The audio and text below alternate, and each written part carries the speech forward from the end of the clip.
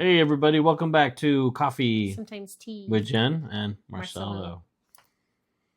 So today what we're doing is we're following the advanced course, and congratulations if you guys are with us here for Still with us. So moving forward. Thank you for staying with us. For moving forward in this. All right. What are we doing? And so in today's discussion, we're going to be talking about leveraging credit for real estate investment. Okay, so right down our alley. Again, using ChatGPT. I wish we could say that we're being sponsored, but everybody uses ChatGPT. 4, it is the paid version. So what we're doing here is we're really going to go through leveraging your credit. And we're just skimming the top, you guys. Yeah, so this topic in itself is a whole nother class. We could do this for 7 hours. This could be like a 2-day workshop. Yeah. And if you want it, ask. Let us know. We'll be more than happy to do, some mini workshops for you on this subject. No. We actually were in industry we come from this world for a really long time. And I say long time, I'm talking like 10 plus years. Yeah. All the way from starting at the bottom, which is a processor, all the way to a realtor to loan officer, to running a mortgage company. So we've been there, done that. Yeah. So lots of good stories there. So dive on into this bad boy. So to get started, leveraging credit for real estate investments involves using various financing. Apparently I can't talk today. Various options for purchasing or investing in property. So you have to figure out what it is that you. So sorry. Starting over. Starting over. All right. So we're going to be talking about leveraging credit for real estate investments and getting right into it. So mortgages. How you're going to use your credit for real estate investment involves various financial options. So you've got your mortgages, a loan specifically for purchasing real estate where the property itself is the collateral. Right. So how many times have you heard somebody, I got to make my mortgage payment? Or how about I have to make my mortgage payment on time? Being on time is key. You got to make sure that payment is in and marked and confirmed on time. If you do your payment, it's due today, and you make it at 12:01 a.m., it is late. So you got to make sure you're on time. And in some cases, depending on how late you are, can go on your actual credit report as late. It will go on your not that it can. It will. It will go on as it will. If you're past their dead date of you're late, 30 days, you're going to be getting that big old mark on your credit report. And it does matter, because if you get too many of those, and too many is like 2, for some lenders, if you want to refinance, you got yourself, you got you got the job 2-year history, you got your bank account, you've got steady income, you did all of your checks and balances, you got everything in order. And then next thing you know, you're getting denied for that refinance because you had lates. So again, this is just like a starter on this, but getting that mortgage is one of those loans that the home becomes the asset. Correct. Or the collateral for that loan. And then there's a lot of things you can do with it. So now you got the mortgage, you got the home, you got the good credit, you kept everything nice and healthy. You can also do what's called a HELOC. Okay, this allows you to borrow. Home equity line of credit. Yep, it allows you to borrow against the equity in the home. So let's say you have everything's, you're doing your job, keeping your credit healthy, making your payments on time, and you've paid down your house, or you got lucky, you got yourself a home that already kind of had built-in credit.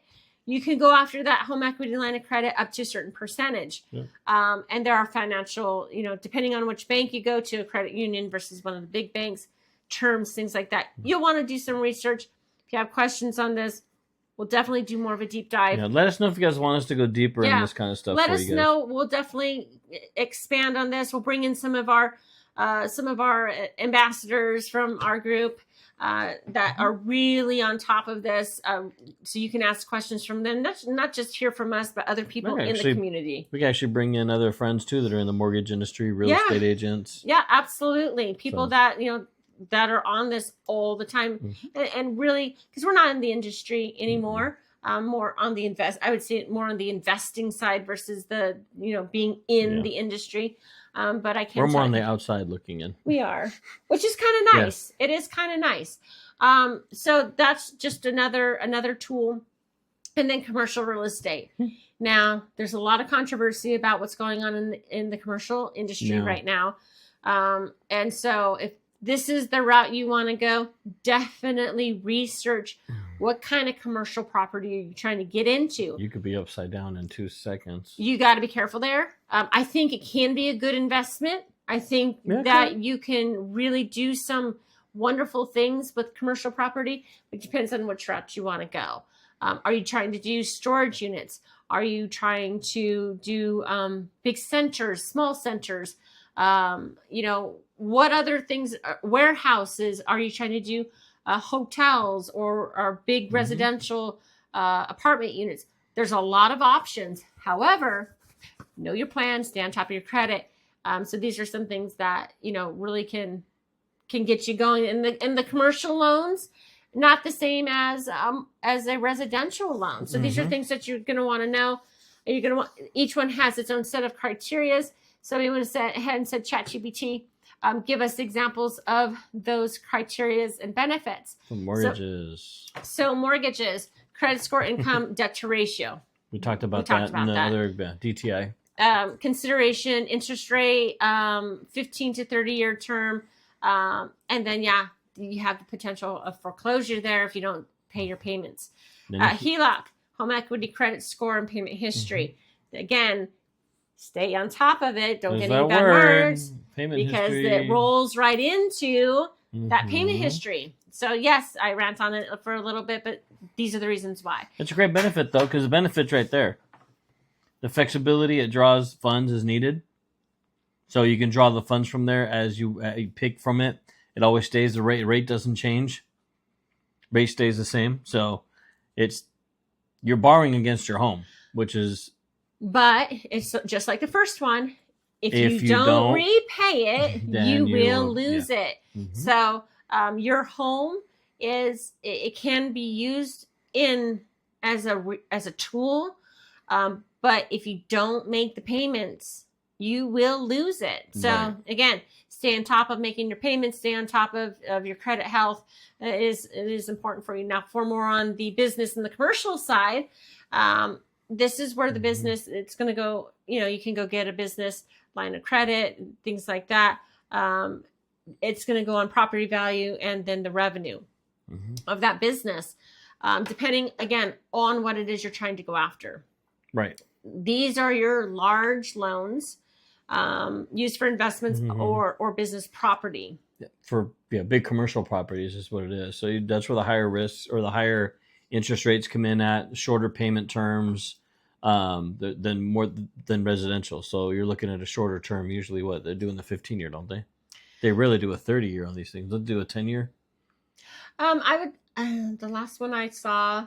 I mean, depending on what it is you're trying to do, I've seen 15. I saw a 20. Yeah, I don't know about the 30s. I don't think they do a 30. Do your research on that. Yeah, we'll when we get to that point, we will bring in our specialists. We'll bring in our specialists specific to if you want to learn more about commercial real estate loans. Correct. Commercial properties. Yeah, we can talk about that. There, like I said, storage units. There's the warehouses. There's tons of you can even do land because you want to build something commercially. That's commercial. That's commercial. Did you know that a condo that has 5 doors versus 4 is considered commercial property? So again, what are you trying to go after? So lots of things, lots of resources here. You can Google search this until you're blue. So if you have questions, concerns, if you're like, yeah, this is kind of the direction I want to go down, but I'm not quite sure what to do, just ask. We want to help you grow. And join us in the community if you're not already in the community watching this. Ask the questions. And then we're more than happy to, try to help you find those answers. Right. So with that, we're going to move on into the next one. So cheers to you. We hope to see you here at Coffee. Sometimes Tea. Thanks, guys.